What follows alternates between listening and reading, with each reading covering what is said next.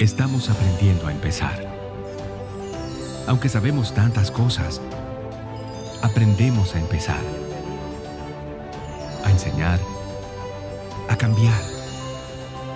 Estamos aprendiendo a aprender. Todos por la educación.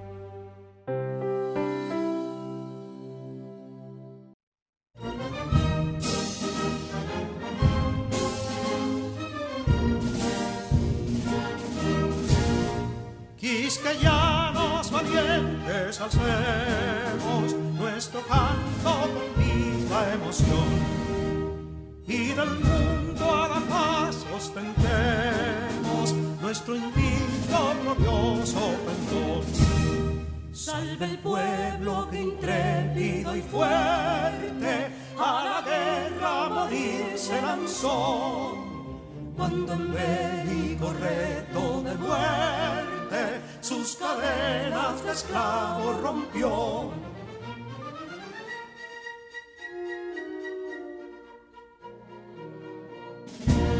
Ningún pueblo ser libre merece si es esclavo, indolente y servil.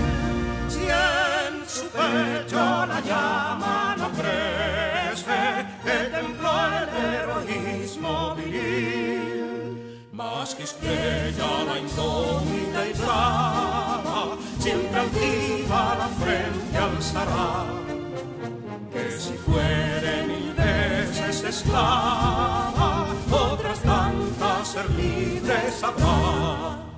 Que si dono y ardita expusieron de un intruso señor al desdén, las carreras veler campos fueron que cubiertos de gloria se ven, que en la cima del heroico baluarte de los libres el verbo encarnó, donde el genio de Sánchez y Duarte a ser libre o morir enseñó.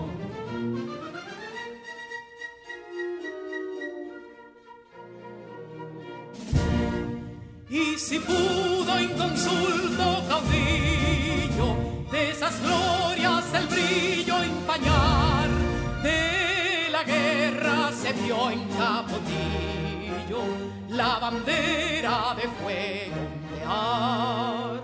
Y el incendio que atónito deja de Castilla al soberbio león, de las playas gloriosas le aleja, donde flota el cruzado pendón. Compatriotas, mostremos erguida nuestra frente orgullosos de hoy más, que Quisqueya será destruida, pero sierva de nuevo jamás. Que santuario de amor cada pecho, donde la patria se siente vivir, y es su escudo invencible el derecho, y es su lema ser libre o morir.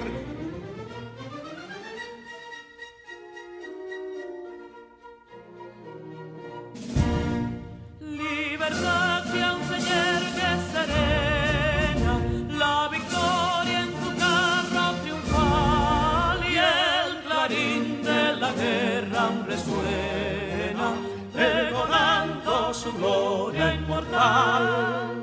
Libertad, que los ecos se agiten mientras llenos de noble ansiedad nuestros campos de gloria repiten: libertad, libertad, libertad.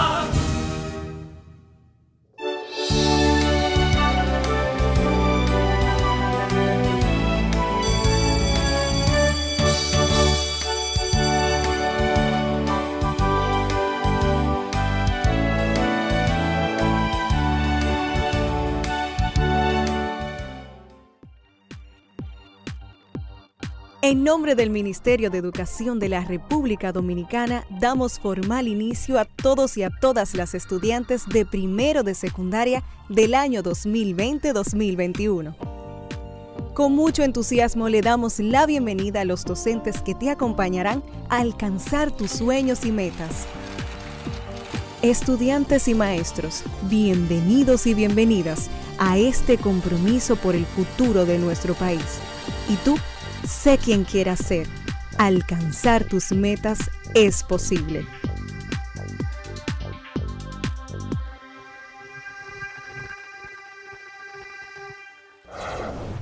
Hola, mi nombre es Carla Maciel y como ustedes estoy muy entusiasmada por comenzar nuestro día de aprendizaje. Vamos todos y todas a crear las condiciones físicas y emocionales para que podamos disfrutar del progreso que es aprender. Lo importante es disfrutar el camino del conocimiento y hacer de él una fiesta. Aprender puede ser, si nos lo proponemos, una experiencia divertida y creativa. Bendecido y feliz día para todos nuestros queridos estudiantes. Hoy viernes concluimos otra semana más de adquisición de nuevas habilidades y competencias en las áreas impartidas a través de esta modalidad de educación a distancia. Esperando que la hayan pasado súper bien. Vamos a hacer una revisión de los puntos más importantes desarrollados en las diferentes asignaturas. En ellas, lengua española, matemáticas, ciencias sociales, ciencias de la naturaleza, inglés y francés. Iniciemos de inmediato con lengua española. La maestra Scarlett Rincón ha estado trabajando con los pasos finales para la elaboración de un informe de lectura, proyecto que se proponía en tu cuadernillo de trabajo. Además, te habló sobre el cuento policíaco y detectivesco, función, estructura, procedencia, características y sus tipos. ¿Qué te parece si te acomodas y prestas atención a este resumen? ¡Vamos!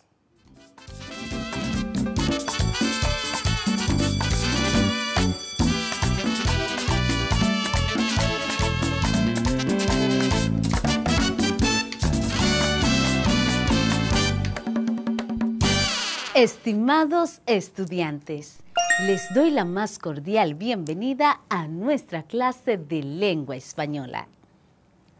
Soy su maestra Scarlett Rincón, quien les ha estado acompañando en las clases de esta asignatura. Espero se encuentren bien en sus hogares y listos para continuar aprendiendo y poner en práctica todos los conocimientos que vamos a adquirir en la clase que desarrollaremos a continuación. Los adjetivos son palabras que denotan los atributos o cualidades de un sustantivo que sirven para explicar y describir las características del mismo, dando la información puntual o general. Por eso se dice que complementan al sustantivo. El adjetivo se puede colocar antes o después del nombre o sustantivo y debe concordar con él en número y género. Recordemos que número se refiere a singular o plural y género a femenino o masculino. Un ejemplo sería la mariposa amarilla o unos leones fieros. Además, estos se clasifican en adjetivos calificativos.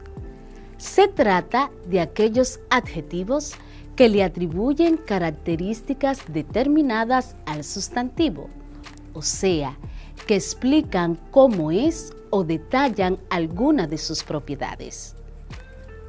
Poseen en sí mismos un valor semántico reconocible, que a menudo puede expresarse en grados y se puede clasificar a su vez en adjetivos explicativos, adjetivos especificativos, adjetivos relacionales y adjetivos determinantes.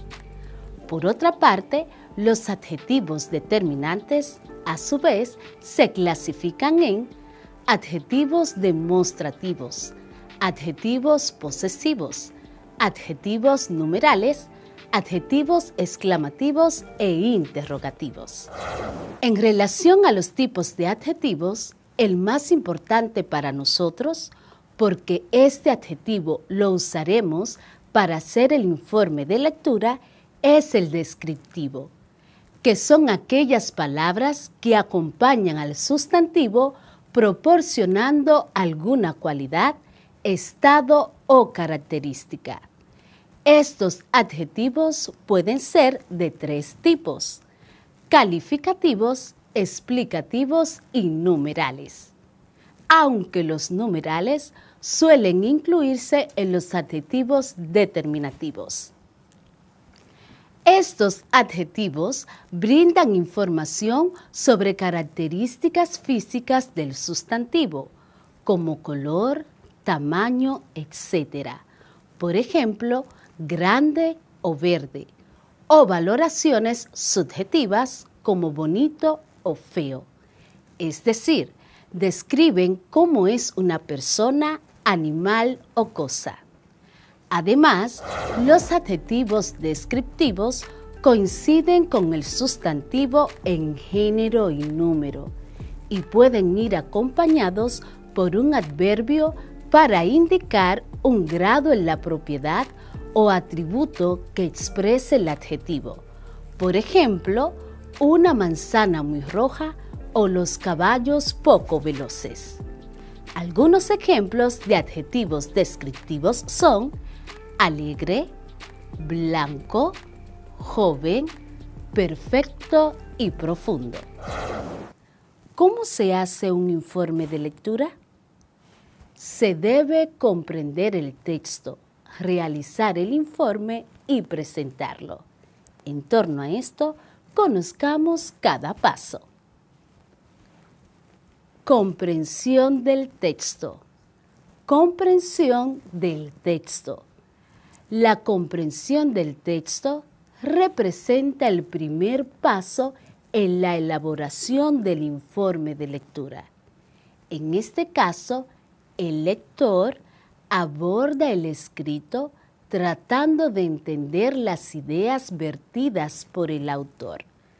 De igual manera, trata de entender sus motivaciones y de elaborar un resumen donde el contenido pueda ser presentado con un menor número de palabras. El objetivo en esta sección es poder presentar las ideas del autor en palabras del lector.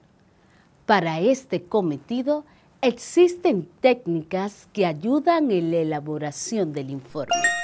Entre estas se pueden mencionar lectura global o prelectura. Esta herramienta posibilita obtener un rápido conocimiento del tema. De igual manera, se ubica la posible idea principal, identificando la que más se repite a lo largo del texto.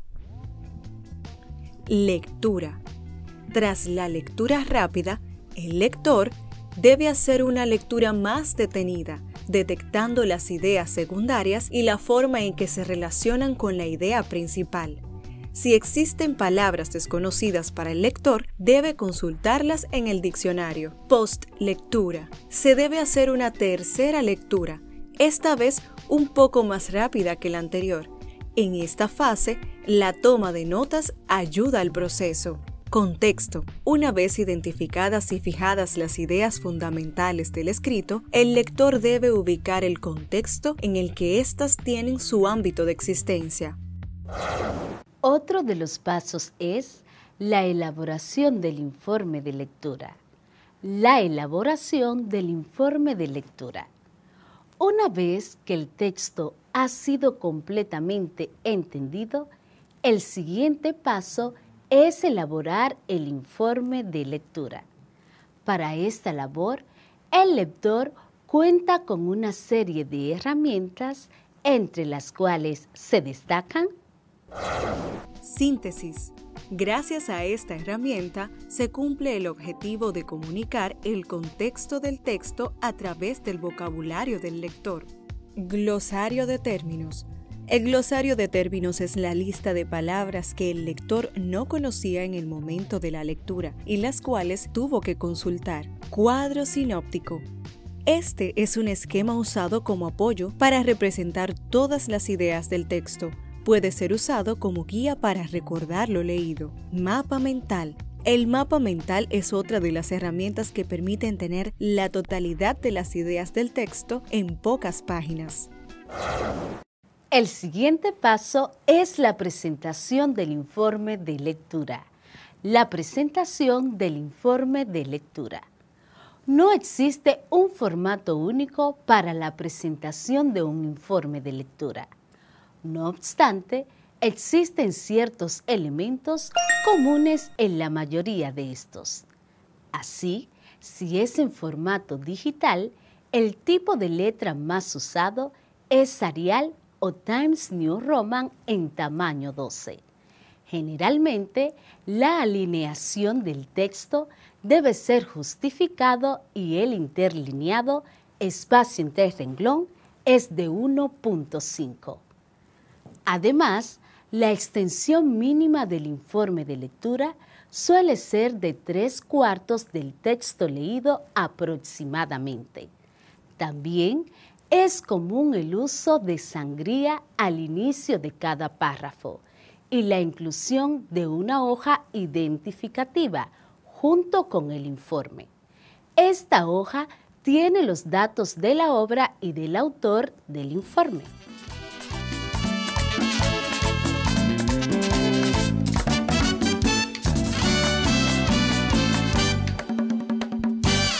¿Cómo surge el cuento policíaco? ¿Cómo surge el cuento policíaco? El cuento policíaco nace con las grandes ciudades y el deseo y búsqueda de justicia. Surgen así, en la literatura, nuevos personajes y ambientes que son netamente urbanos, entre ellos la policía y los cuerpos de seguridad, que se organizaron sistemáticamente a principios del siglo XIX, favorecidos por la investigación científica. Este género literario se alimenta de crímenes, fugas, búsquedas y persecuciones. Sobre todo, plantea un enigma que debe ser resuelto mediante la lógica. Esta circunstancia hace que, como forma literaria, el cuento policíaco no fuera tan respetado frente a otras consideradas más valiosas. Sin embargo, el cuento policíaco exige del escritor, además del dominio técnico, un ordenamiento riguroso de la trama. El escritor norteamericano Edgar Allan Poe, con su obra Los crímenes de la calle, es el creador de esta forma narrativa que desde sus comienzos se difunde con rapidez por su eficacia comunicativa. El detective Sherlock Holmes, el Dr. Watson, del escritor inglés Arthur Conan Doyle, y el Padre Brown, de Chatterton, figuran entre los personajes más conocidos de la narrativa policíaca. Otra autora destacada de este género es la inglesa Agatha Christie. Las últimas décadas el relato policíaco se ha hecho más realista y violento. Los delitos tienen razones concretas, los personajes son tan actuales que nos sorprenden, al igual que las armas científicamente fabricadas. La trama entremezcla intriga, violencia y espionaje. Partiendo de los conocimientos previos que posees del tema, vamos a conocer qué es un cuento policíaco y detectivesco. El cuento policíaco o detectivesco es aquel que agrupa las narraciones breves de hechos ficticios o reales relacionados directamente con criminales y con la justicia, generalmente teniendo como tema principal la resolución de un misterio, la persecución de un delincuente o temáticas similares. De este tipo de texto podemos resaltar que cuenta con una estructura definida y se compone de 3 partes. Vamos a conocerlas. La estructura del cuento policíaco y detectivesco es la siguiente. Una introducción. Donde se presenta a los personajes y los sitúa en un lugar y un tiempo. Un nudo. un nudo. Aquí se desarrolla la acción principal o trama del texto. Y el desenlace,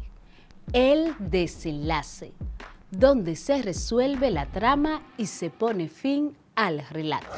Conozcamos de forma más amplia las características propias de este tipo de texto. Estructura.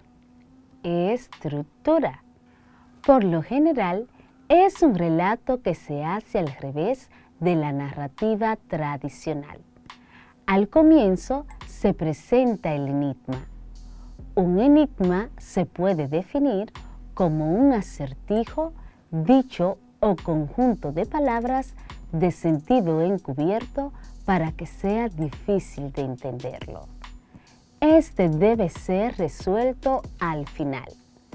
Este relato precede una etapa previa de organización, cuando el escritor imagina o fragua esa historia, sigue un orden cronológico o lineal, comienzo, desarrollo y desenlace.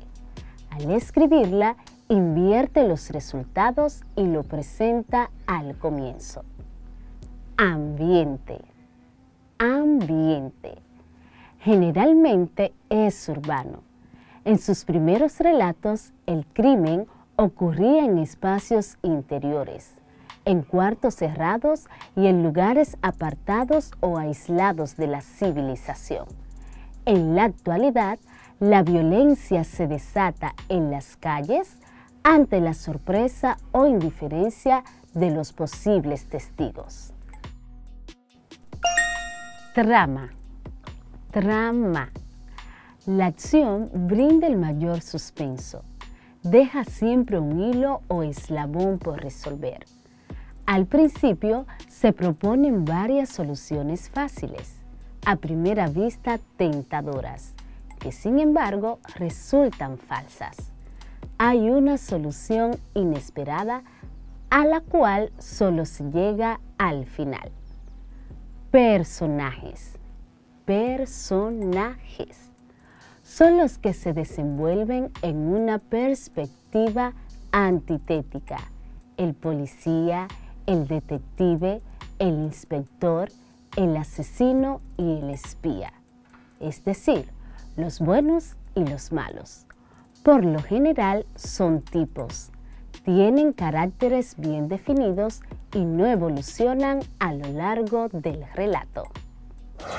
Recomiendo seguir indagando todo lo relacionado con el cuento policíaco. Ante cualquier interrogante o duda, no olviden que pueden acudir a su docente guía.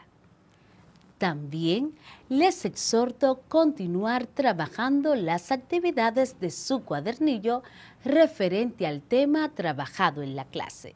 Se despide cariñosamente su profe Scarlin Rincón. Que Dios te bendiga.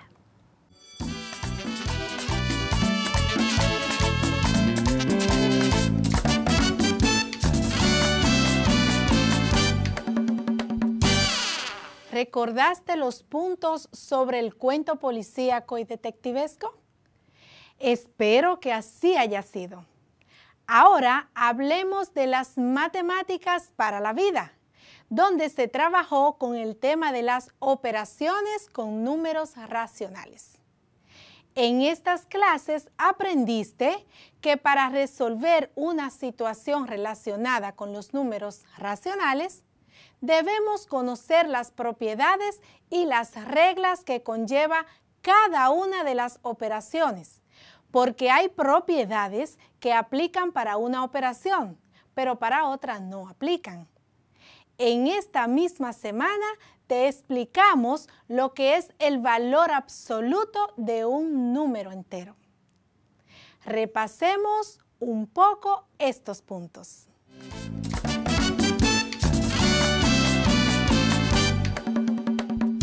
Que la bendición de Dios sobreabunde en todos ustedes y en los suyos. Durante este encuentro estaremos trabajando con diferentes situaciones que involucran las 4 operaciones más básicas que se trabajan en el conjunto de los números racionales. El propósito de su profe Luz es que ustedes aprendan a identificar las operaciones con las cuales se puede solucionar una situación determinada. Al principio les decía que en este encuentro trabajaremos con diversas situaciones, las cuales se resolverán auxiliándonos de las primeras 4 operaciones básicas que tiene la matemática. Esas primeras 4 operaciones básicas, ¿cuáles son? Pues suma, resta, multiplicación y división. La dinámica será la siguiente. Dictaré para ustedes un ejercicio. Ustedes entonces verificarán con cuál operación es más factible resolverlo. Luego resolvemos juntos dicho ejercicio. Y les voy a dar un ejemplo de inmediato. Esta situación dice así. Laura ha vertido 3/7 de agua en un recipiente y le añadió 1/7 de zumo de limón. Te voy a repetir. Laura ha vertido 3/7 de agua en un recipiente. A ese mismo recipiente le añadió 1/7 de zumo de limón, o sea, jugo de limón. ¿Qué cantidad de líquido echó ella en ese recipiente? Vamos a ver. En esta situación sabemos que para resolverla solo hay que sumar. Se suman las cantidades de cada líquido que Laura haya echado en el recipiente. Y lo hacemos así. 3/7 más 1/7 es igual a 4/7. 3/7 más 1/7 es igual a 4/7. Entonces concluimos diciendo que Laura colocó en el recipiente 4/7 de líquido. Y ya así está resuelto el ejercicio. Mira esta otra situación. Escucha bien. Los ingresos mensuales de una familia son de 30,000 pesos en total. De ellos se utiliza 1/4 en alimentos y 2/4 en servicios básicos. El resto ellos lo ahorran. ¿Qué fracción del total de ingresos ahorra la familia? Aquí se debe sumar y restar y multiplicar, o sea, se hacen 3 operaciones. Sumamos todos los gastos y ese resultado lo multiplicamos por el total de ingresos. Y lo que resulte de esa multiplicación, entonces lo restamos al mismo total de ingreso. Y con eso sabremos cuánto ahorra la familia. Vamos a hacerlo. Sumamos 1/4 más 2/4. Lo que va a ser igual entonces a 3/4. Y esto lo multiplicamos al total de ingresos, que es 30,000 pesos. Y decimos así, 30,000 y le ponemos un 1 como denominador para poder multiplicar de forma lineal. 30,000 entre 1 por 3/4. Esto va a ser igual a 30,000 por 3 entre 4 por 1. Y eso va a ser igual entonces a 90,000 entre 4. El resultado de 90,000 entre 4 es igual a 22,500. 90,000 entre 4 es igual a 22,500. Restamos ahora esos 22,500 a los 30,000 y decimos 22.500 menos 30.000 es igual a 7.500. Te voy a concluir. Y la conclusión es, podemos decir que los ahorros de la familia son de 7.500 pesos mensuales.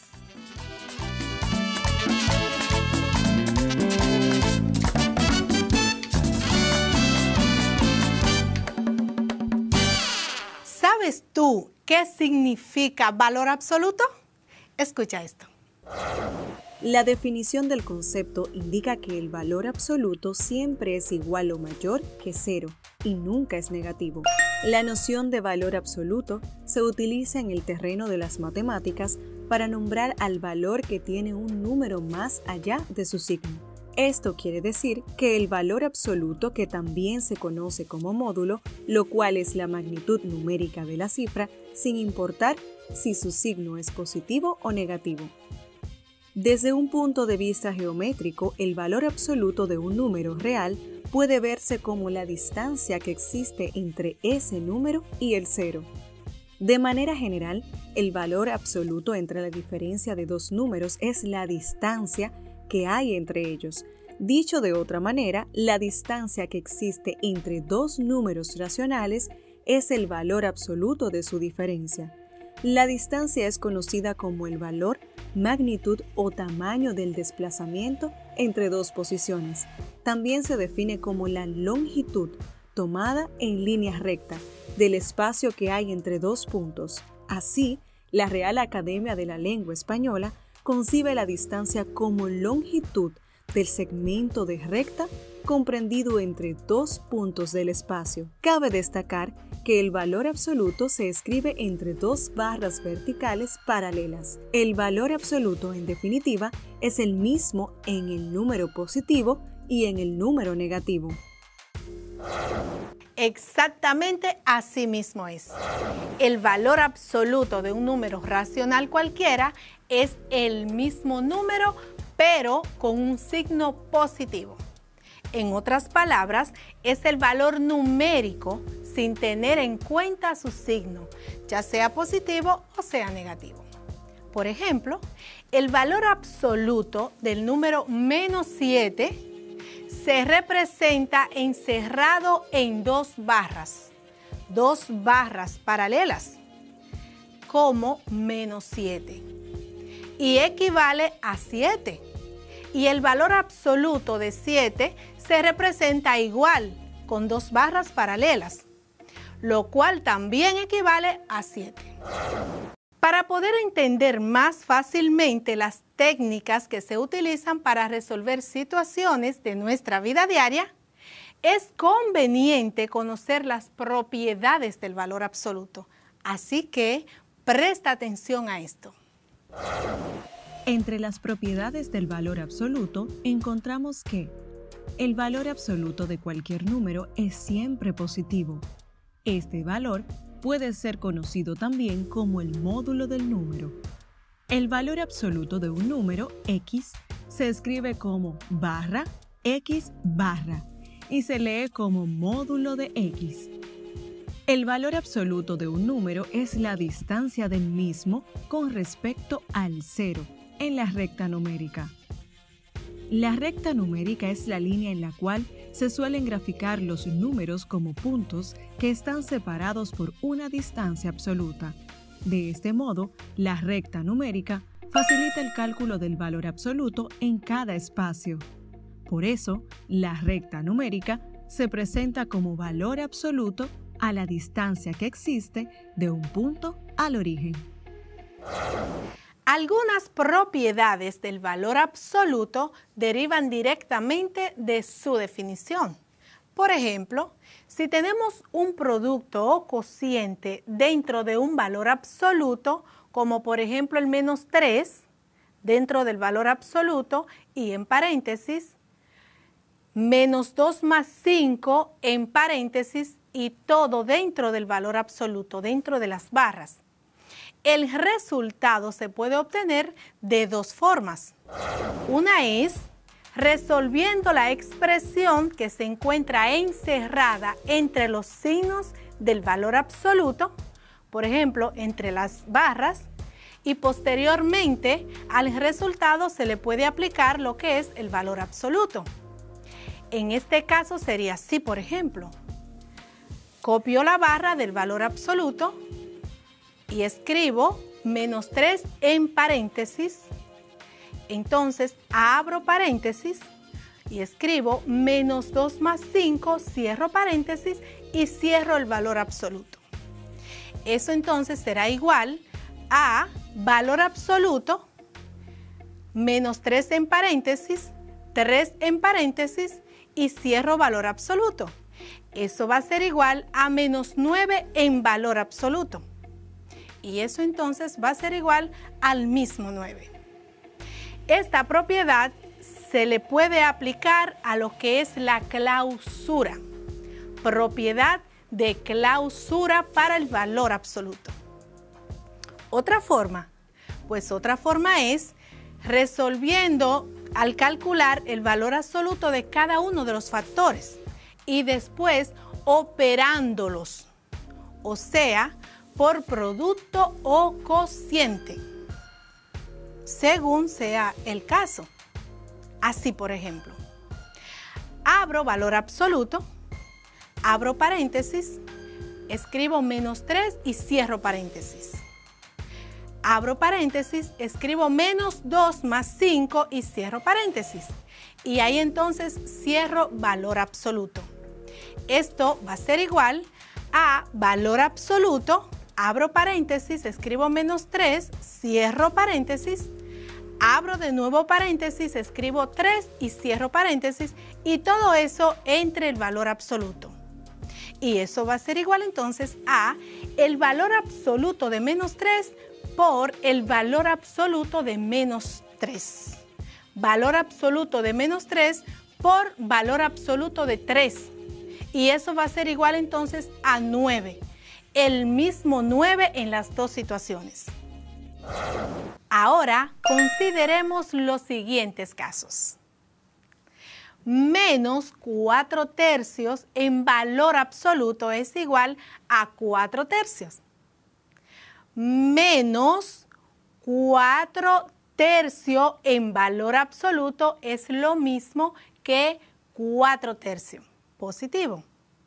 Ahora, en valor absoluto, 4 sobre 3 negativos, o sea, 4 sobre menos 3, es igual a 4 tercios de la misma manera. Pero 4 tercios positivos en valor absoluto también es igual a 4 tercios. Por ejemplo, la posición de 2 y menos 2 en la recta numérica indica que menos 2 es menor que 2, pero que ambos están a la misma distancia de 0. Por lo tanto, se dice que menos 2 y 2 tienen el mismo valor absoluto. Continúa realizando las actividades del cuadernillo. Recuerda, el cuadernillo es la base principal para aplicarte la evaluación de los aprendizajes. Te dejo con esto. La importancia de aprender matemáticas radica en tu interés por superarte. Queda de ti importantizar esta ciencia. No olvides cuidarte y cuidar de los tuyos. Hasta una próxima vez.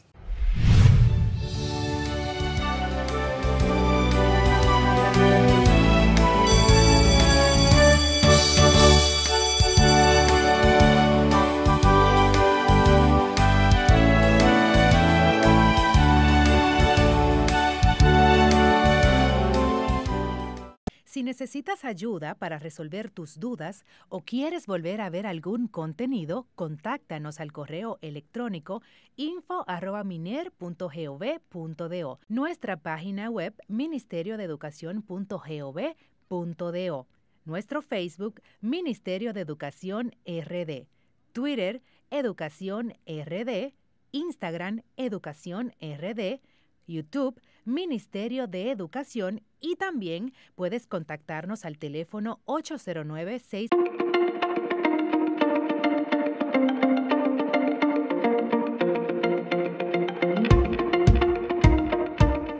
Hola, soy tu doctor Ricardo Carrasco. En esta cápsula seguiremos conociendo más información sobre la alimentación saludable. Anteriormente abordamos el tema de las frutas y los vegetales. ¿Lo recuerdan? Yo espero que sí. Hoy les daré un consejo para llevar una alimentación saludable. Lo primero que debes saber es que para llevar una alimentación saludable no solo debes de preocuparte por los alimentos que consumes, sino por la frecuencia en que te nutres.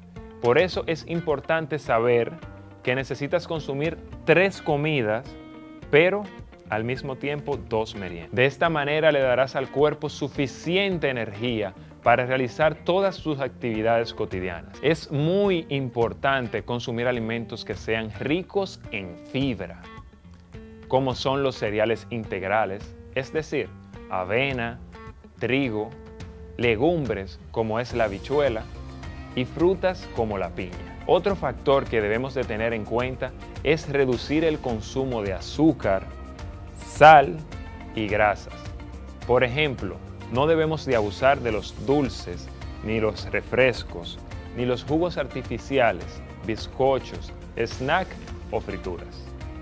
Si seguimos esta regla, evitaremos las enfermedades que son del corazón, la diabetes, el sobrepeso, la obesidad, entre otras. Otro consejo que les puede ser muy útil para mejorar su calidad de vida es tomar 12 vasos de agua al día para mantener el cuerpo hidratado. Yo espero que ustedes tomen en cuenta todos estos consejos y que recuerden que un cuerpo sano se traduce en una vida más feliz. En la próxima cápsula hablaremos sobre algunos tips de preparar alimentos. Y recuerda que en la educación está la salud.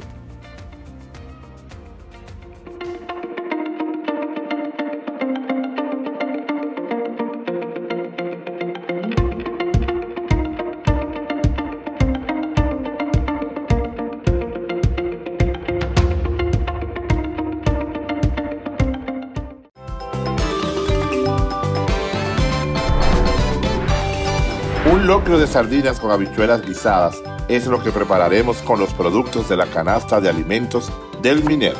Para hacer nuestro característico sofrito, ajo, cebolla y ají verde, en lo que esto se va sofriendo aquí, ya yo le voy a poner las sardinas, un arroz de excelente calidad, un arroz premium, le añadimos la misma cantidad de agua a la misma cantidad de arroz. Dejamos secar, tapamos y en 15 minutos todo este aroma para que tus hijos tengan las correctas cantidades, para que tengan la nutrición adecuada a la hora de su aprendizaje. Cada estudiante recibirá una canasta con alimentos correspondientes a 2 semanas.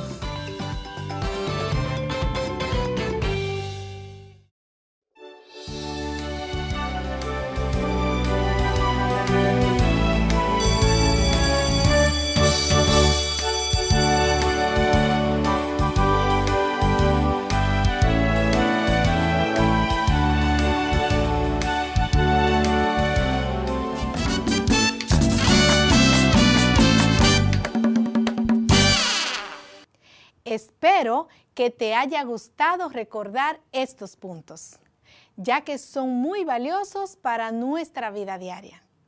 ¿Recuerdas qué es el civismo? Este concepto fue explicado en las clases de Ciencias Sociales, donde se mencionó que el civismo es un sistema relacionado con aquello que nos convierte en personas civilizadas, y desarrolló los aspectos relacionados en la Segunda Revolución Industrial. También el maestro Julio explicó cómo elaborar un esquema o mapa conceptual. Escuchemos el resumen de Ciencias Sociales.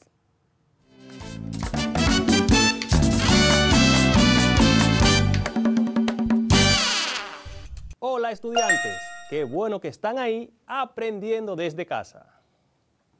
Les acompaña su profesor de Ciencias Sociales, Julio Pimentel. ¿Qué es el civismo?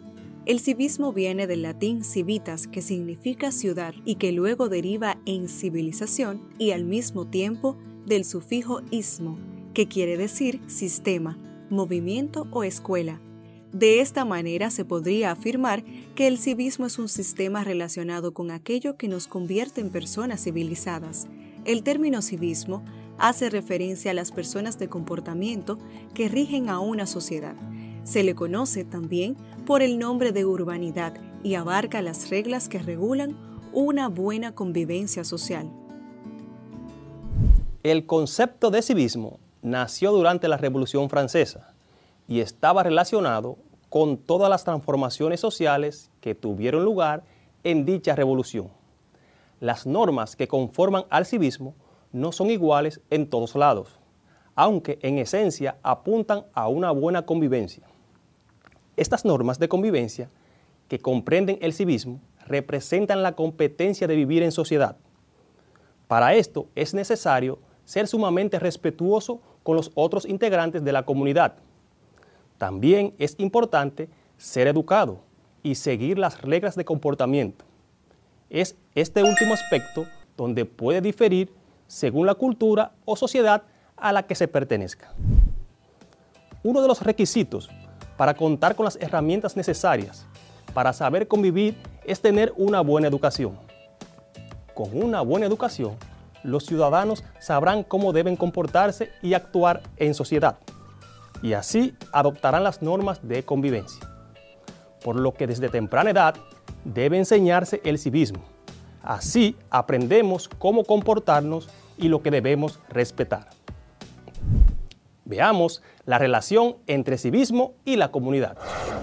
Para que el civismo exista, es necesario que el hombre se relacione con su comunidad, ya que de la relación entre el hombre, su comunidad, Estado y nación, surge la idea de civismo. Deben respetarse los derechos de los otros. Cuando se convive con otras personas, hay que ser considerados con ellos. Además, deben cuidarse tanto el medio ambiente como el espacio público.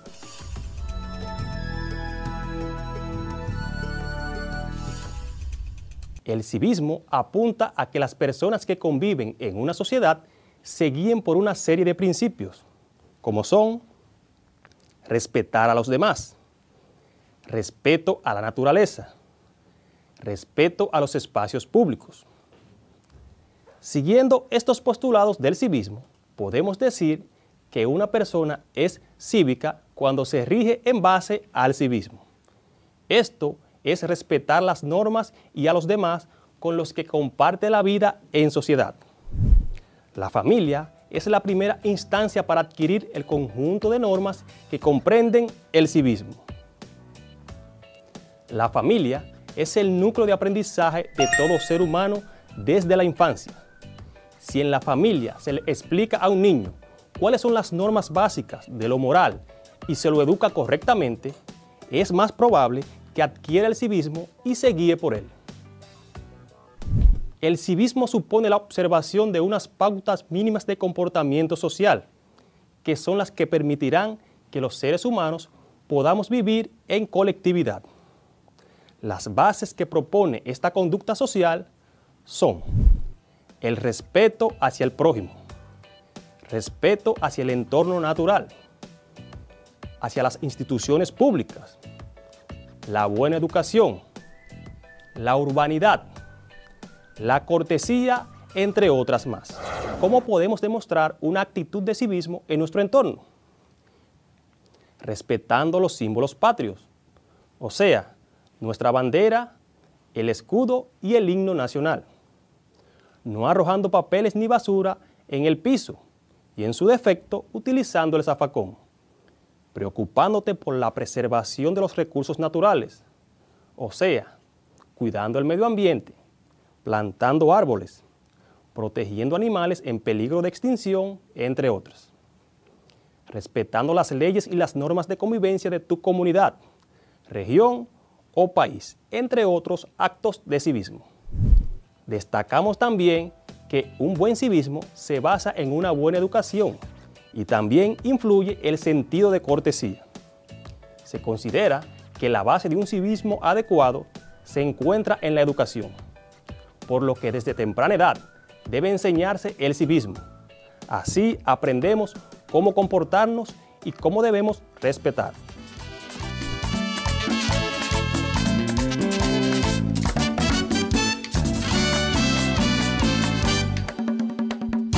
A mediados del siglo XIX, en algunos países de Europa y Estados Unidos, la actividad industrial comenzó a desarrollarse aceleradamente. Ese proceso fue conocido como Segunda Revolución Industrial.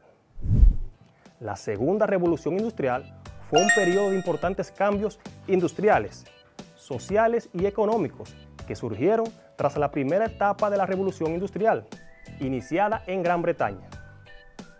Esta se desarrolló entre los años 1870 y 1914.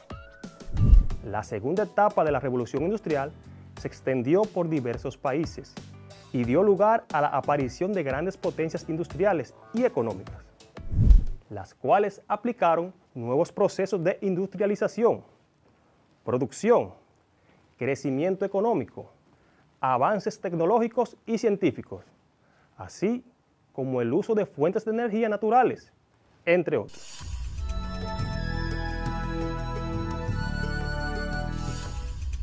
Pero, ¿qué importancia tuvo la innovación tecnológica para el desarrollo de la Segunda Revolución Industrial? La innovación tecnológica ocurrida durante la Segunda Revolución Industrial fue la asociación cada vez mayor entre ciencia e industria. Las empresas comenzaron a darle cada vez más importancia a la investigación científica. En muchas de ellas se crearon departamentos dedicados a la generación de nuevos conocimientos y a su aplicación en la resolución de problemas prácticos.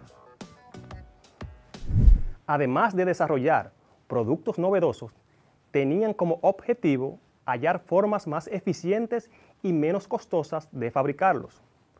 Un ejemplo de este proceso fue el de las empresas químicas, pues gracias al trabajo de científicos e ingenieros en sus laboratorios, lograron elaborar nuevos medicamentos, colorantes, fibras sintéticas, explosivos y muchos otros productos. Los sistemas de distribución de energía tuvieron una gran importancia en la localización de las industrias. Hasta entonces, las fábricas debían estar muy cerca de las fuentes de energía, pero a partir de ese momento, la energía podía ser producida en un lugar y utilizada en otro muy alejado. Esto desembocó en la competitividad industrial de mercados y entre países, generando nuevos modelos económicos y de mercado que forman parte del proceso inicial de globalización. Además, se consolidó el capitalismo en todo el mundo como nuevo orden económico y comercial.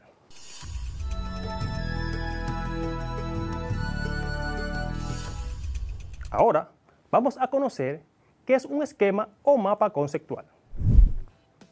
Un esquema o mapa conceptual es una herramienta que permite organizar gráficamente los conceptos centrales de un tema determinado y las relaciones que existen entre ellos, incluyendo dos elementos básicos: conceptos y palabras de enlace que permiten unirlos y señalar qué tipo de relación se establecen entre ellos. Una característica muy importante de los esquemas o mapas conceptuales es que tienen una estructura jerárquica. Esto quiere decir que la información se coloca de la más general a la más específica.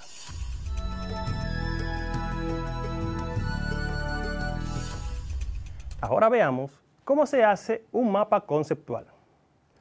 Para tomar la decisión de cómo hacerlo, es conveniente primero que analices y ordenes la información que tienes y otras más que logres reunir acerca de la Segunda Revolución Industrial, que es en este caso. ¿Qué información necesitas? Una buena manera de decidir qué información representarás en tu esquema es formularte algunas preguntas. Por ejemplo, ¿cuáles fueron las principales innovaciones tecnológicas ocurridas durante la Segunda Revolución Industrial? ¿Qué aplicaciones prácticas tuvieron esas innovaciones? ¿Qué nuevas industrias se desarrollaron? ¿Qué cambios se produjeron en las empresas? ¿Cuáles cambios se produjeron en la organización del trabajo? Busca y organiza la información necesaria. En tu cuadernillo de trabajo encontrarás parte de la información que necesitas para realizar tu esquema. Pero puedes investigar un poco más. Si tienes la posibilidad, puedes hacer una búsqueda en Internet. También son una buena fuente de consulta los libros escolares y las enciclopedias. Hemos concluido la clase del día de hoy, pero antes te motivo a que investigues y compartas con los demás todo lo relacionado con la segunda revolución industrial, además de cómo elaborar un esquema o mapa conceptual. Recuerda seguir afianzando en tu cuadernillo de trabajo. Recuerda también que debes cuidar tu salud y la de los tuyos, porque aprendemos en casa preservando la salud. Hoy aprendimos Ciencias Sociales con tu profesor Julio Pimentel.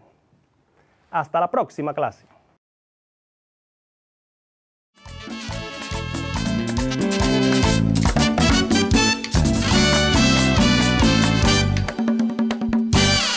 Ahora ya conocemos lo que es el esquema o mapa conceptual. Es momento de hablar de ciencias de la naturaleza.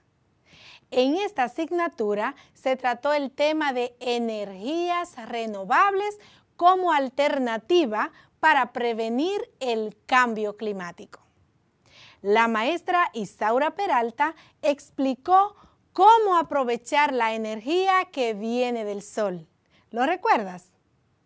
En caso de que no, pues te dejo con el resumen de la asignatura de Ciencias de la Naturaleza.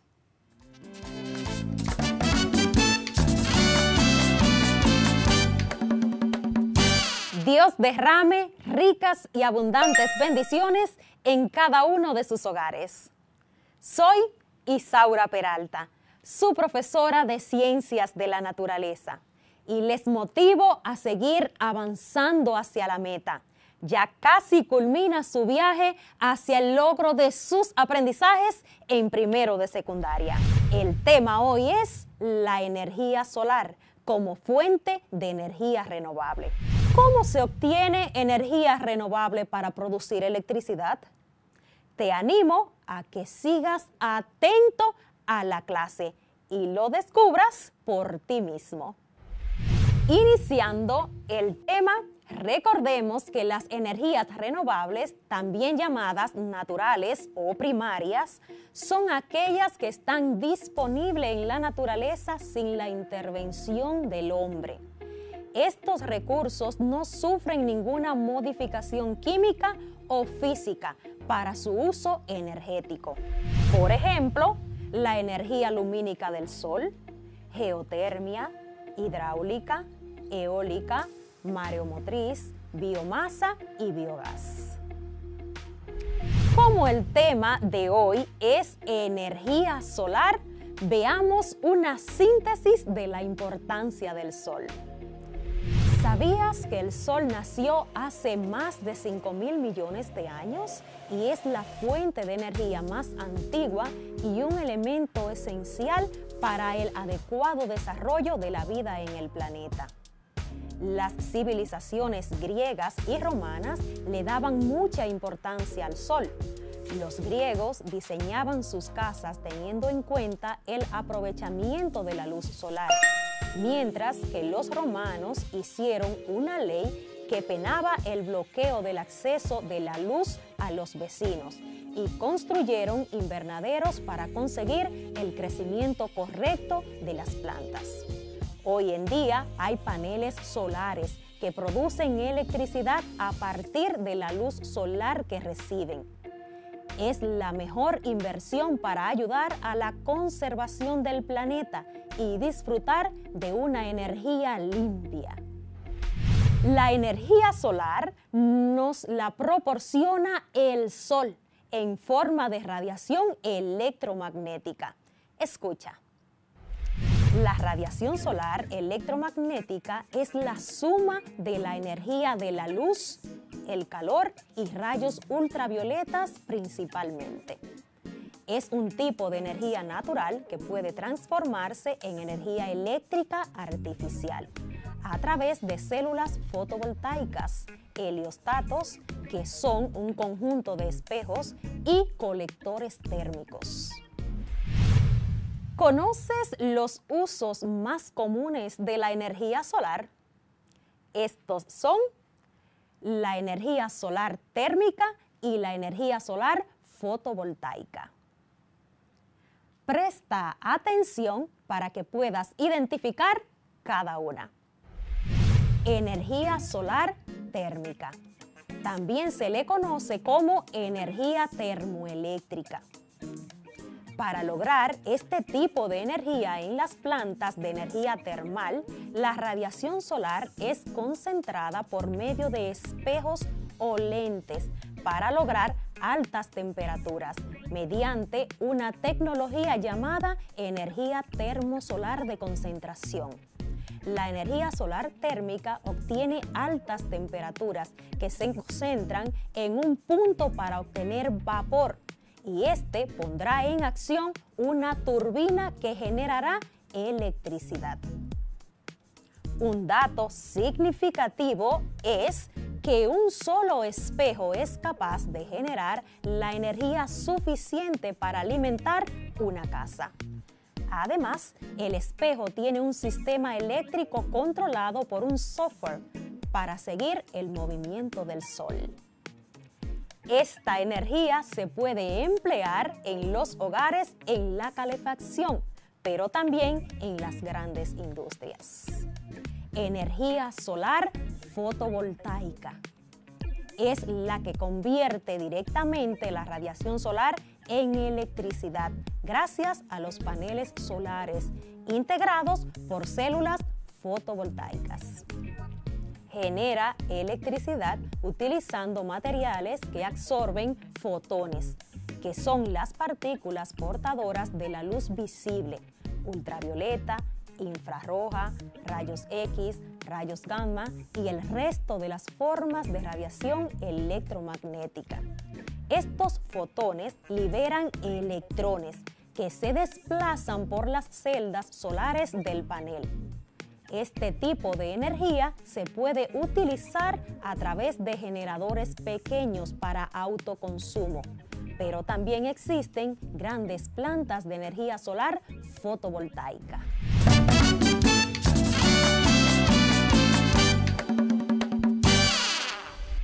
Ya estás casi en la meta final y te has mantenido ahí, venciendo obstáculos para adquirir tus aprendizajes. El tema para hoy es energía eólica y energía geotérmica. Iniciamos nuestro contenido. Cuando hablamos de energía eólica y escuchas que es la energía que se aprovecha del viento para producir energía eléctrica, te llamará la atención por qué esta energía se le conoce como eólica. Escucha a qué se debe. El término eólico viene de Éolo o Eolo, dios de los vientos en la mitología griega. Tú dirás, ¿cómo es que se produce energía del viento? Entérate. Los aparatos que se emplean para aprovechar la energía del viento se llaman aerogeneradores. Los aerogeneradores disponen de unas palas que giran con el viento y estos a su vez transforman la energía mecánica en energía eléctrica. Esta energía puede ser usada directamente o transformada en otras formas de energía. La velocidad mínima para producir energía eólica es 3 o 4 metros por segundo. Si el viento está por debajo de este punto inicial, entonces no produce energía, sino que la máquina solo gira y espera a que el viento suba para empezar a producir. Toda la energía que se produce en los parques eólicos se transporta de forma subterránea hasta la subestación y a partir de ahí hasta nuestros hogares, gracias a la labor de las distribuidoras eléctricas y la red de consumo. Existen molinos de viento no solo para producir energía eléctrica. Por ejemplo, existen molinos de bombeo. El movimiento mecánico de las aspas de estos molinos se utiliza para bombear agua subterránea a la superficie. Son utilizados para el riego de plantaciones, principalmente en lugares donde no hay acceso a redes eléctricas. También existen molinos de vientos para convertir granos en harina. Por ejemplo, los molinos para moler el trigo y hacer pan en Consuegra, España. Hablemos de las ventajas de la energía eólica. El viento no se agota y es gratuito. Los aerogeneradores tienen bajo costo de instalación y mantenimiento. Reduce la dependencia de los combustibles fósiles. Con la instalación de los parques eólicos, República Dominicana evita la emisión de más de 300.000 toneladas de dióxido de carbono en la atmósfera. ¿Cuáles serían los inconvenientes de la energía eólica? Es intermitente y aleatoria, ya que depende del viento, que puede cambiar de dirección e intensidad en pocas horas. Es de difícil almacenamiento cuando la producción supera la demanda. Los aerogeneradores son un peligro para los animales voladores. Los parques eólicos precisan de grandes extensiones de terrenos. Los dejo con una frase de Rabindranath Tagore.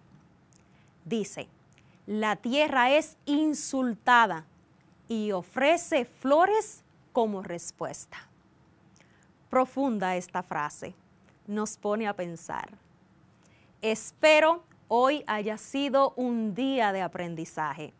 Trabaja tus proyectos, cuídate siempre y protege lo más preciado que tenemos, la familia. Te espero en la siguiente clase de Ciencias de la Naturaleza.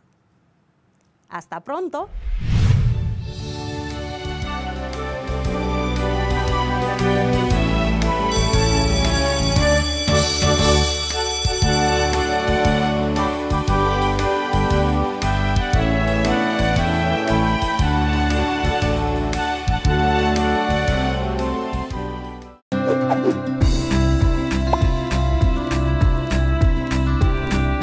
Un día me fui a dormir. Al despertar me doy cuenta de que todo cambió. La vida que conocía quedó en el pasado. En todas partes solo se escuchaban las noticias sobre una pandemia causada por un virus llamado COVID-19. Luego, todos hablaban de un toque de queda, y cuando pude despertar del shock, todo estaba cerrado. La escuela, el colmado, el cine, el club. Literalmente el país se detuvo. Las informaciones gubernamentales constantemente emitían cifras alarmantes sobre contagios y muertes. Vimos como de manera paulatina el ambiente también se iba recuperando del cáncer de desechos que sin darnos cuenta fuimos introduciendo durante años en la Tierra. Todavía falta mucho por hacer, pero lo bueno es que ya empezamos el proceso. Vamos por buen camino. Me lo dicen los pajaritos que volvieron a anidar en el árbol de la esquina.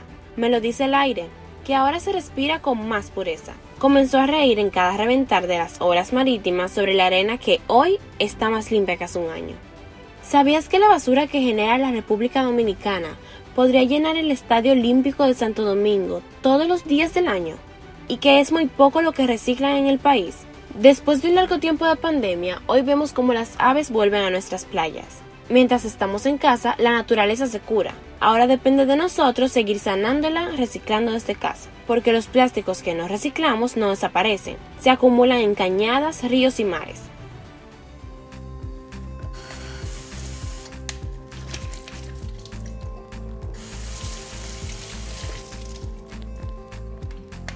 Por eso desde casa podemos hacer el cambio separando los desechos de plástico, vidrio o materia orgánica para que el proceso de reciclaje sea más eficiente y tenga un mayor impacto en nuestro planeta. Gracias por seguir conmigo desde casa. Nos vemos en una próxima aventura. Soy William Santana.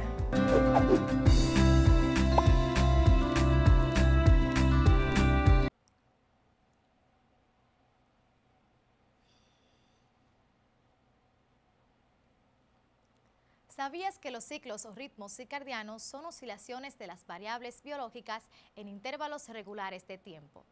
Todos los animales y las plantas y todos los organismos muestran algún tipo de variación rítmica fisiológica que suele estar asociada con un cambio ambiental. En todos los organismos se han documentado diferentes ritmos con periodos que van desde fracciones de hasta segundo hasta años. Los ritmos biológicos se han clasificado de acuerdo con su frecuencia y su periodo. Ok. Sé que te estás preguntando, ¿y esto para qué sirve? Pues ahora te explico.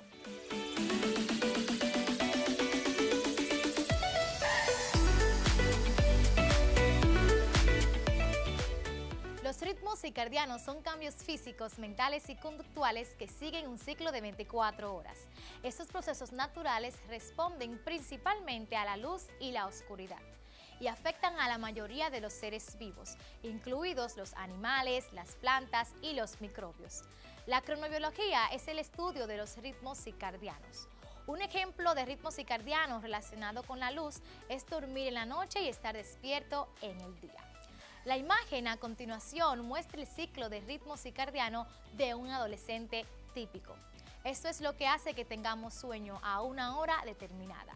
Los ritmos circadianos son importantes no solo para determinar los patrones de sueño y alimentación de los animales, sino también para la actividad de todos los ejes hormonales, la regeneración celular y la actividad cerebral, entre otras funciones.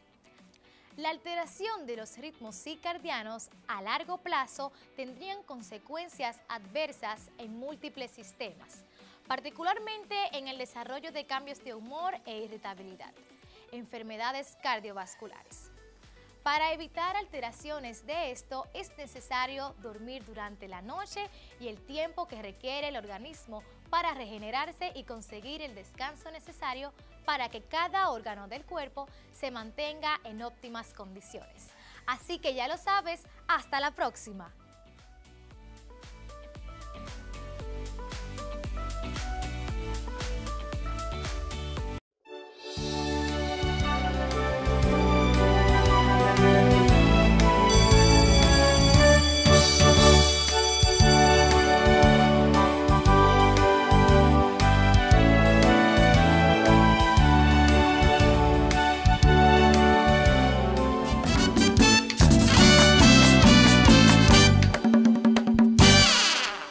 Importante conocer estas formas de energía, ya que estas no contaminan el planeta. Ahora vamos con tu teacher Saily Padilla. En su clase de inglés habló sobre los verbos modales y sus usos. Aprendiste que para preguntar, por ejemplo, si quieres un poco de café, lo dirías de esta manera. Would you like some coffee? Así que recordemos juntos estos verbos. Pay attention.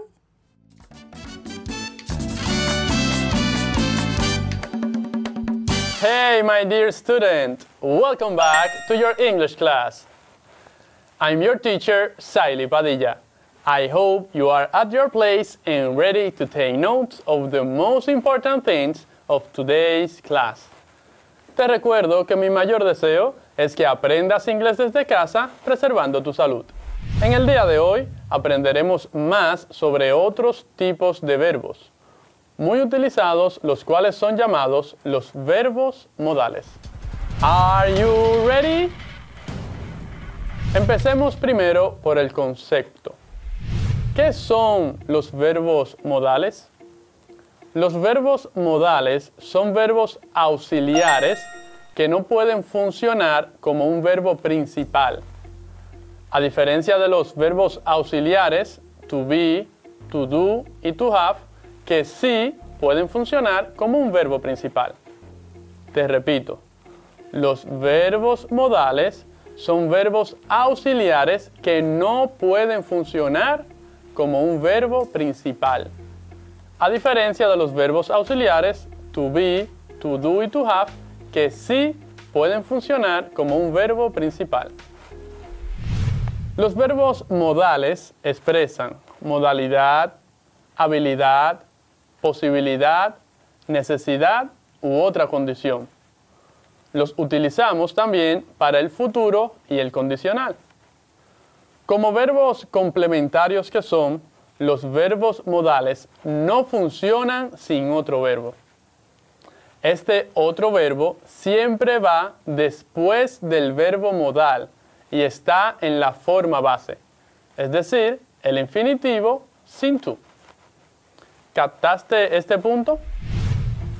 Los verbos modales no se conjugan ni tienen tiempo. No funcionan sin otro verbo. Y este otro verbo siempre va después del verbo modal, en su forma base, sin el to, en su forma infinitiva. ¿Cuáles son estos verbos? Analicemos 5 de ellos. Presta atención. Estos son algunos verbos modales. Can, could, may, might, will. Repite después de mí. Can, could, may, might, will. Ahora escribe. Can, C-A-N. Could, C-O-U-L-D.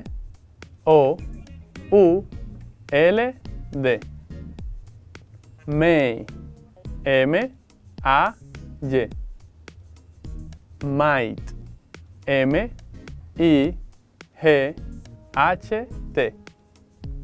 Will, W-I-L-L.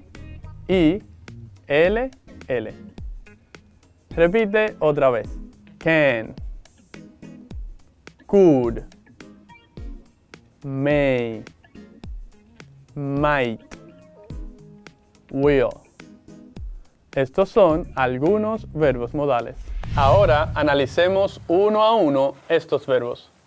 Iniciemos con can, que indica habilidad o posibilidad. En estos casos puede ser traducido como poder en español. Escucha los siguientes ejemplos. I can speak 3 languages. Yo puedo hablar 3 idiomas. I can speak 3 languages. En esta oración se usa el verbo modal can y un verbo principal, speak, hablar. I can speak 3 languages. Yo puedo hablar 3 idiomas. Can se traduce como poder, indicando una habilidad, que puedes hacer algo. En este caso, hablar 3 idiomas.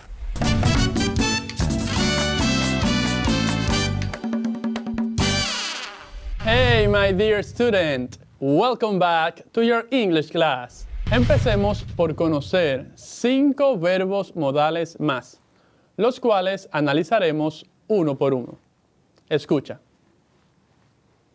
Verbos modales. Child, should, ought to, must, would.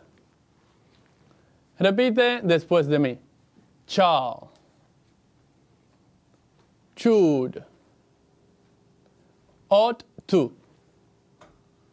must, would.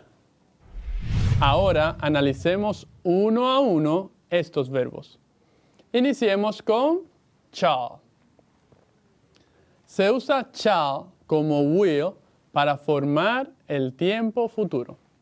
El uso de shall es mucho más común en el Reino Unido y en general es más educado. Te repito, se usa shall como will para formar el tiempo futuro. El uso de shall es mucho más común en el Reino Unido y en general es más educado.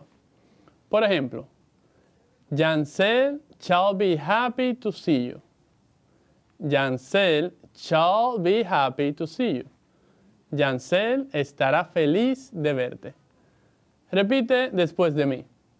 Yancel shall be happy to see you. Otro ejemplo. I'll take the metro at 3 o'clock. I'll take the metro at 3 o'clock. Tomaré el metro a las 3 de la tarde. Repite después de mí. I'll take the metro at 3 o'clock. En este punto es bueno que te fijes en lo siguiente. Las formas cortas de will y shall son las mismas. Entonces, I'll, en el ejemplo anterior, puede significar I will o I shall. Te repito de nuevo. Las formas cortas de will y shall son las mismas. Entonces, I'll, en el ejemplo anterior, puede significar I will o I shall. También se puede utilizar shall para ofertas y sugerencias o para preguntar sobre opciones o preferencias. Te repito, shall también se utiliza para ofertas y sugerencias o para preguntar sobre opciones o preferencias. El otro verbo modal es should. Should indica una obligación o recomendación. Refleja una opinión sobre lo que es correcto. Se traduce como el condicional de deber en español. Ejemplos. I should call my parents more often. I should call my parents more often. Yo debería llamar a mis padres más a menudo. Ought to. Ought to es un sinónimo de should, aunque es menos común. Ejemplos. I ought to call my parents more often. I ought to call my parents more often. Debería llamar a mis padres más a menudo. They ought to work less. They ought to work less. Deberían trabajar menos. El cuarto verbo modal que mencionamos hoy fue must. Must indica una obligación, prohibición o necesidad.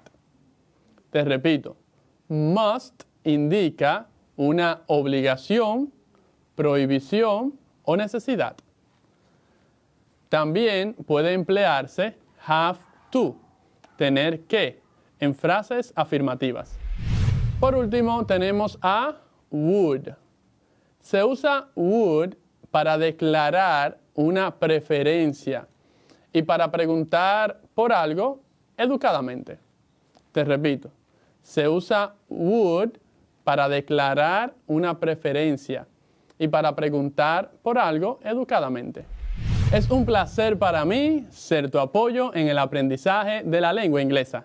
Si quieres seguir aprendiendo más, no te pierdas nuestra próxima clase. Se despide tu teacher, Saily Padilla. Goodbye, see you next class.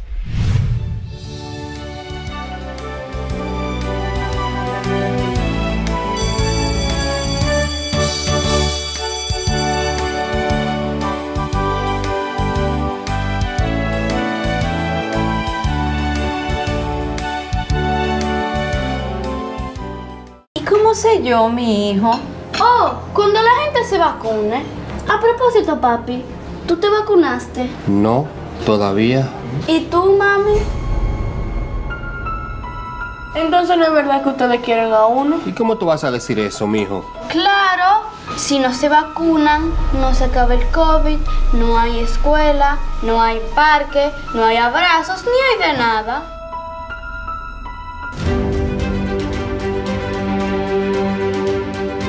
Nos vacunamos por mi familia y por nosotros mismos.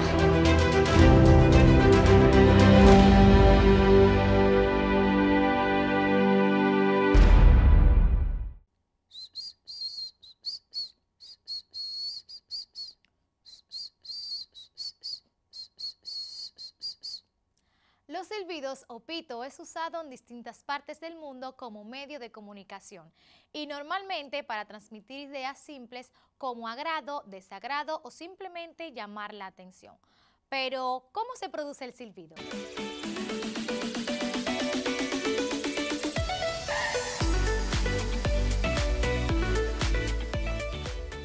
El silbido o pito es un sonido agudo, resultante de hacer pasar un soplido a través de los labios fruncidos, introduciendo, ayudándose o no con los dedos, los cuales pueden colocarse de cierta manera dentro de la boca o bien para agarrar los labios. El sonido se varía con la posición de los labios, la lengua o los dientes. La boca actúa a modo de caja resonancia. El silbido puede realizarse de varias maneras, mediante los labios fruncidos, dejando un pequeño hueco por el que pasa el aire, mediante el uso de los dedos que se introducen en la boca y dan la forma a la apertura por el que saldrá el aire, permitiendo que salga con mucho más fuerza y por lo tanto más alto, doblando el labio inferior hacia adentro y aspirando. Resulta un silbido muy alto y agudo. Usando las manos, modo de caja de resonancia, dejando un hueco entre los pulgares. En la parte superior situaremos la boca al soplar y por la inferior saldrá el aire. También se puede hacer haciendo pasar el aire entre los dientes para formar un silbido muy agudo. Así que ya lo sabes, como dice Johnny Ventura, pitaste, que si pitaste. ¡Hasta la próxima!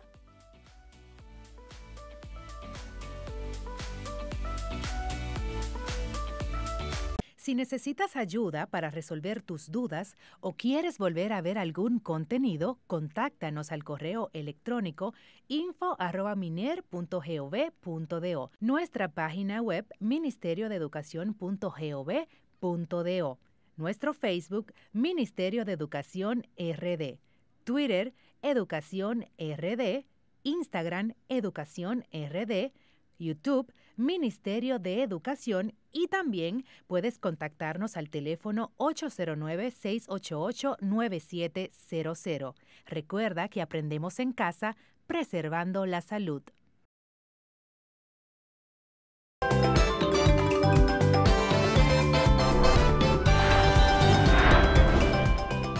Vamos a hacer unas deliciosas sardinas mezcladas con pastas. Ponemos aquí un poquito de aceite, ajo, cebolla, por supuesto, un tilín de sal y de este lado ya yo tengo las pastas listas. Y recuerde que las porciones correctas para la completa nutrición de nuestros hijos es 2 onzas de proteínas y 4 onzas de carbohidratos. Cada estudiante recibirá una canasta con alimentos correspondientes a 2 semanas.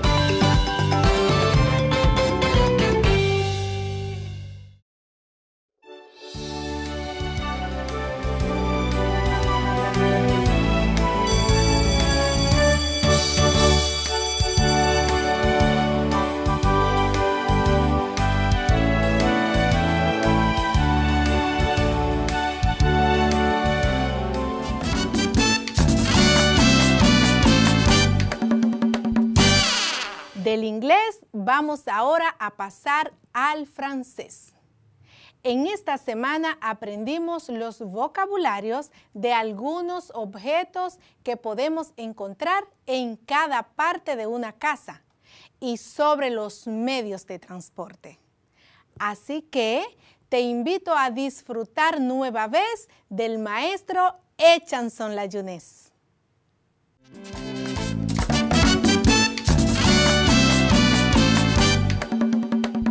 Salut à tous! Bienvenue à la clase de français. Más que un honor estar aquí el día de hoy para continuar con nuestra clase de francés. Espero que estén listas para tomar la clase de hoy. Veamos qué podemos encontrar en las partes anteriores. Salle de bain, Dans la salle de bain, il peut y avoir un rideau, un robinet, une mousse, un lavabo, un miroir y un tapis de bain. En el baño puede haber una cortina, un grifo, una espuma, un lavabo, un espejo y una alfombra de baño. Salle de séjour. Dans la salle de séjour, il peut y avoir un sofa, une petite table y des lampes. En la sala de estar puede haber un sofá, una mesita y lámparas. Salle à manger. Dans la salle à manger, il peut y avoir un sofa, un fauteuil, un tapis, une table avec des chaises. En el comedor puede haber un sofá, un sillón, una alfombra, una mesa con sillas. La chambre. Dans la chambre, il peut y avoir des rideaux, un lit, des lampes de nuit, un miroir y una étagère. En el dormitorio puede haber cortinas, una cama, lámparas de noche, un espejo y un estante. La cuisine. Dans la cuisine, il peut y avoir un frigo, un tapis, une table, des chaises, un four, un lave-vaisselle. En la cocina puede haber una nevera, una alfombra, una mesa, sillas, un horno y un lavaplatos. Le garage. Dans le garage, il peut y avoir des voitures, des motos, entre otros. En el garaje puede haber coches, motos, entre otros. La terrasse. Dans la terrasse, il peut y avoir un fauteuil, une petite table et des fleurs. En la terraza puede haber un sillón, una mesita y flores. Le jardin. Dans le jardin, il peut y avoir différents types de fleurs et un petit banc pour s'asseoir.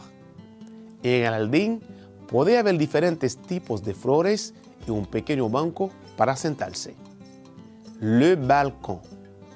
Dans le balcon, il peut y avoir une table et des fleurs. En el balcón puede haber una mesa y flores. Repite después de mí. Rideau.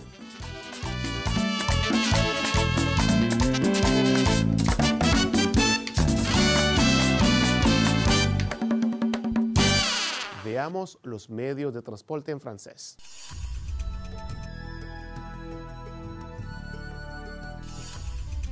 Le train,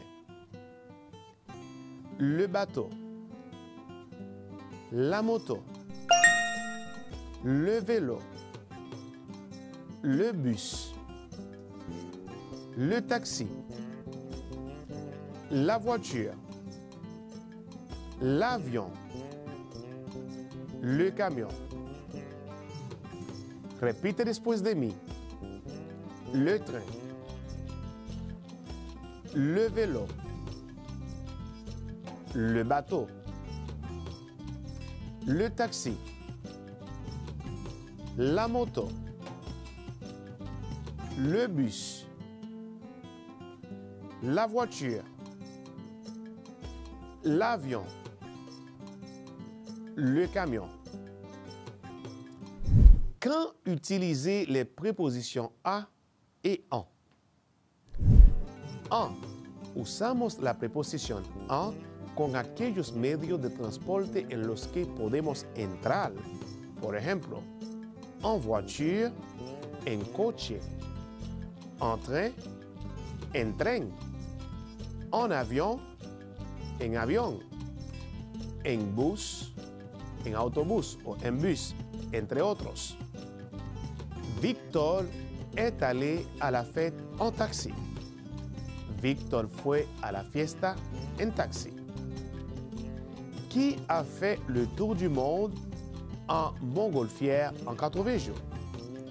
¿Quién dio la vuelta al mundo en globo en 80 días? A.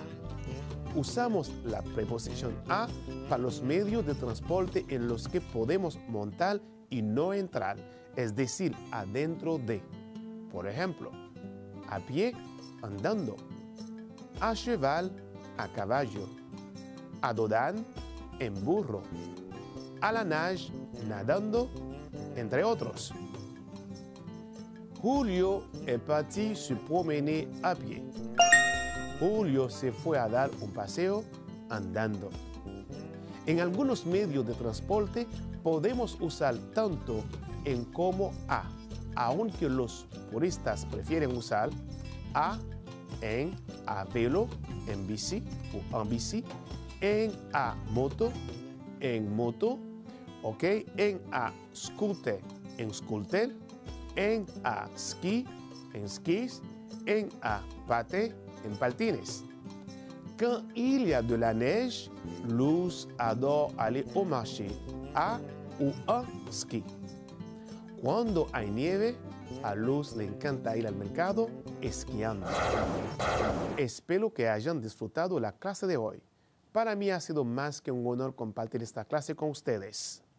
Recuerden que el virus no se ha ido todavía.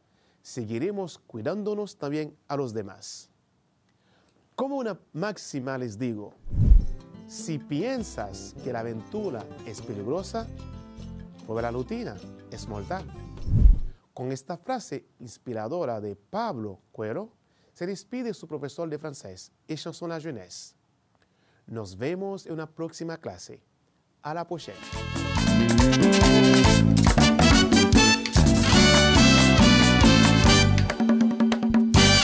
Una semana más finaliza con éxito y mucho aprendizaje significativo para todos ustedes que nos sintonizan desde sus hogares, ya sea en nuestro país o en cualquier otro país, que nos vean a través de los medios disponibles.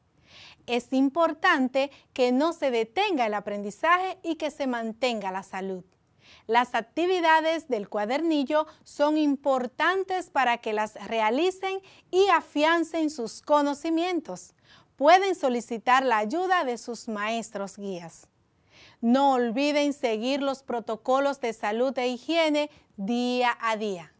Soy su profe Luz Rodríguez y junto a mis compañeros maestros les esperamos listos para continuar en la próxima semana. Les deseo, como siempre, un feliz y bendecido fin de semana. Hasta la próxima.